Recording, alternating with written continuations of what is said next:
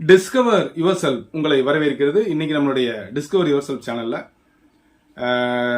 Education psychology மற்றும் ஜிகேக்கான வகுப்புகள் தொடர்ந்து நடைபெற்று கொண்டே இருக்கிறது.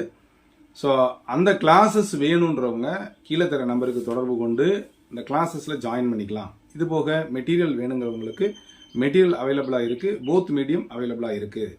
இது போக காமர்ஸ் மெட்டீரியல் அவைலபிளாக இருக்குது. காமர்ஸுக்கான கிளாஸஸ் மட்டும் இன்னும் ஆரம்பிக்கல. சஃபிஷியன்ட் நம்பருக்காக வெயிட் பண்ணிட்டு இருக்கோம். கீழே தர நம்பரில் அதையும் நீங்கள் ரிஜிஸ்டர் பண்ணிக்கிங்க. தற்போது வர இருக்கின்ற இந்த பிஜி டிஆர்பியில் நாம் எப்படிலாம் படித்தா மேலே வரலாம் அப்படின்னு நிறைய பதிவுகளை நான் சொல்லியிருக்கிறேன். அது போக பார்த்தீங்க அப்படின்னு சொன்னால் என்ன மாதிரிலாம் நம்ம ஒரு அணுகுமுறையை கையாண்டோம்னா அதிக மார்க் வாங்கணும் அப்படின்ற விஷயத்தையும் நான் நிறைய சொல்லியிருக்கிறேன். அது மட்டும் இல்லை, எப்படி படித்தா நமக்கு மைண்ட் செட்டில் வச்சுக்கலாம் அப்படின்றதையும் நான் சொல்லியிருக்கேன். ஸோ இன்னைக்கு நம்ம பதிவில் எப்படி இந்த முக்கியமான கீ பாயிண்ட்ஸை நம்ம மைண்ட் செட்டில் வச்சுக்கிறது அப்படின்ற விஷயத்தை தான் நான் சொல்ல போகிறேன். ஃபர்ஸ்ட் பார்த்தீங்கன்னா சைக்காலஜியில் 8 யூனிட் இருக்குங்க. அந்த 8 யூனிட்டில் 5 யூனிட் பார்த்தீங்க அப்படின்னா எஜுகேஷன் 1, 2, 3, 7, 8 இதுக்கு 15 மதிப்பெண்கள் வரும். அதுல உள்ள கீ பாயிண்ட்ஸ் என்ன, கொஸ்டின்ஸ் எப்படி இருக்கு நீங்க பாத்தீங்கன்னா தெரியும். ஒரு 3 கேள்விகள் வரும் எஜுகேஷன்ல. அந்த 3 கேள்விகள் எந்த மாதிரி கேட்பாங்க அப்படின்னு பாத்தீங்கன்னா தெரியும். Say for example unit number 1 எடுத்துக்கிட்டீங்கன்னா நான் அதை பேசிக்கா ஒரு 3 தான் பிரிப்பேன். ஒன்னு ஃபார்மல் எஜுகேஷன், இன்னொன்னு நான் ஃபார்மல் எஜுகேஷன், அப்புறம் அன்எம்ப்ளாய்மெண்ட், அப்புறம் பிரெயின் ட்ரெயின், இந்த மாதிரி இருக்கக்கூடிய விஷயங்கள். இந்த 3க்கும் பொதுவாக இருக்கக்கூடியது குழுக்கள். இப்ப கொஸ்டின்ஸ் எப்படி இருக்கும் அப்படின்னா ப்ரீ பிரைமரி டு காலேஜ் வரைக்கும் இருக்கக்கூடிய குழுக்களில் இருந்து ஒரு கேள்வி. ஃபண்டமெண்டல் ரைட்ஸ்ல என்னென்ன ரைட்ஸ்லாம் இந்த பள்ளி மாணவர்களுக்கோ அல்லது குறிப்பிட்ட சமுதாயத்துக்கு வருது அப்படின்றத பற்றிய ஒரு கேள்வி. அப்புறம் வேலையின்மை, அன்எம்ப்ளாய்மெண்ட், அப்புறம் தொழில் சார்ந்த கல்வி விஷயங்களா இருக்கக்கூடிய அந்த விஷயங்கள் சார்ந்து ஒரு கேள்வி. இதுதான் திரும்ப திரும்ப வந்துகிட்டே இருக்குங்க.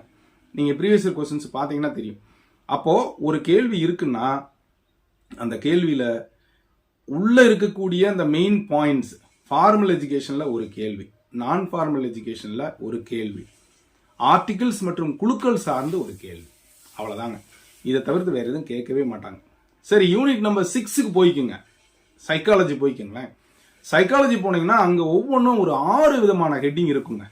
அந்த 6 ஹெட்டிங்ல தான் இருக்கும். மோட்டிவேஷன், இன்டெலிஜென்ஸ், பர்சனாலிட்டி, ஃபர்கெட்டிங், இந்த மாதிரி இருக்கக்கூடிய ஹெட்டிங்ல இருந்து ஒரு கேள்வி இருக்கும்.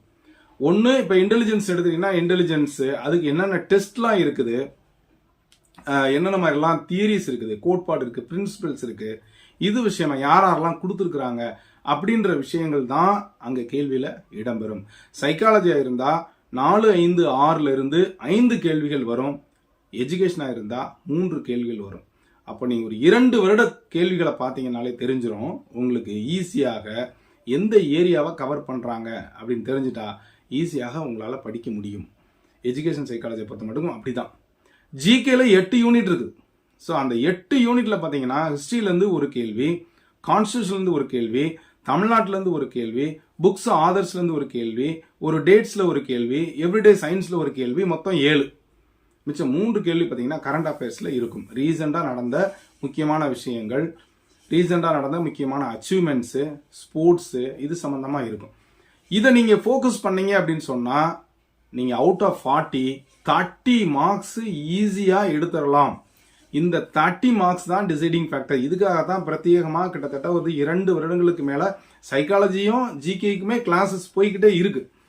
நிறைய பேர் இதுல பயன்பெற்று இருக்கிறாங்க. நிச்சயமா அவங்க they will perform better. Last டைமும் பண்ணியிருக்காங்க, இந்த டைமும் கண்டிப்பா பண்ணுவாங்க. அப்போ இந்த மாதிரி படிக்கும் பொழுதுதான் நமக்கு கேள்விகள் எப்படி வரும் அப்படின்ற விஷயங்களே நமக்கு தெரிய வரும். இது மாதிரி தாங்க பாடத்திலையும் உங்களுக்கு தெரியும். நீங்களும் டீச்சர்ஸ் தான். எந்த கொஸ்டின்ஸ்ல ஃபோக்கஸ் பண்ணுவாங்க, எங்க கேட்பாங்க அப்படின்ற விஷயங்கள் நமக்கு நல்லாவே தெரியும். அந்த பேசிக் கான்செப்ட்ல நீங்க விலகி போகவே கூடாது. சரி, ஃபார் எக்ஸாம்பிள் இப்போ நான் சொல்லணும்னா, இப்போ எங்களுக்கு பார்த்தீங்கன்னா இப்போ பில் ஆஃப் எக்ஸ்சேஞ்ச் அப்படின்னு ஒரு பாடம் இருக்கும் காமர்ஸ் நண்பர்களுக்கு.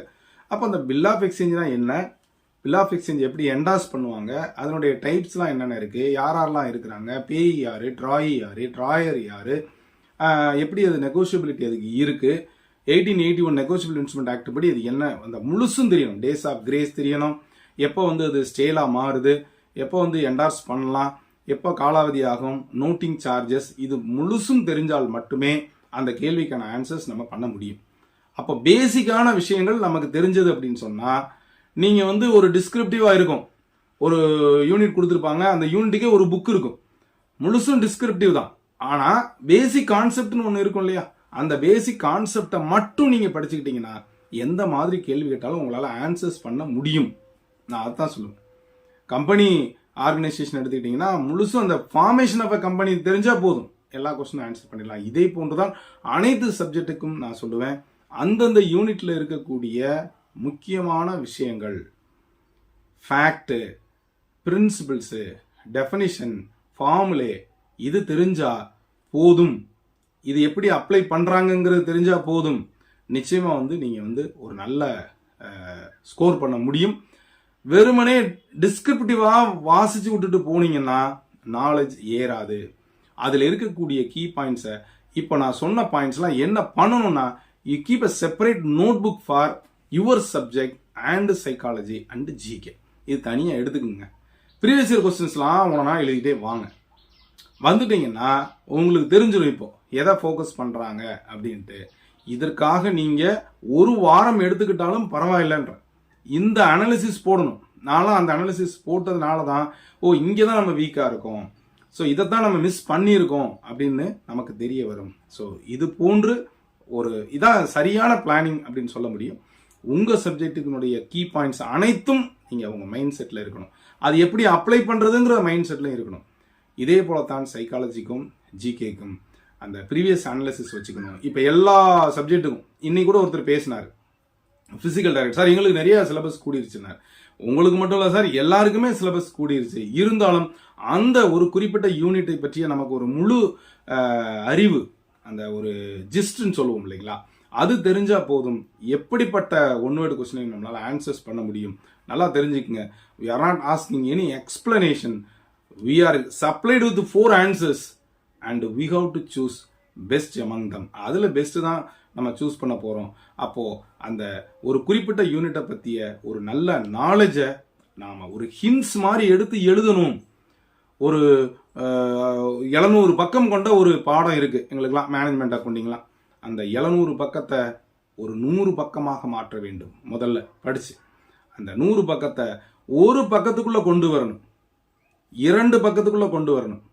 அந்த எல்லா இன்ஃபர்மேஷனையும் அந்த 2 பக்கத்துக்குள்ள நிமோனிக்ஸ் மாதிரி, ஒரு சின்ன ஷார்ட்கட் மாதிரி, விப்ஜிஆர் மாதிரி, போர்ட்ஸ்கார் மாதிரி, போர்டு மாஸ் ரூல் மாதிரி கொண்டு வந்துட்டோம்னா நிச்சயமா நம்மளை அடிச்சுக்க யாரும் இல்லை. இதுதான் டிப்ஸ். இப்படி படித்தா நிச்சயமா நீங்கள் வர முடியும். ஸோ எஜுகேஷன் சைக்காலஜிக்கு வேணும்னா கீழே தெரிய நம்பருக்கு தொடர்பு கொண்டு வாங்க. காமர்ஸ்க்கு ரிஜிஸ்டர் பண்ணிக்கிங்க. உங்கள் சப்ஜெக்டை எப்படி படிக்கணும்னு ஒரு நல்ல எக்ஸ்பர்ட் உங்களை தவிர வேறு யாரும் இல்லை. இப்பவுமே படிங்க, படிக்க ஆரம்பிங்க.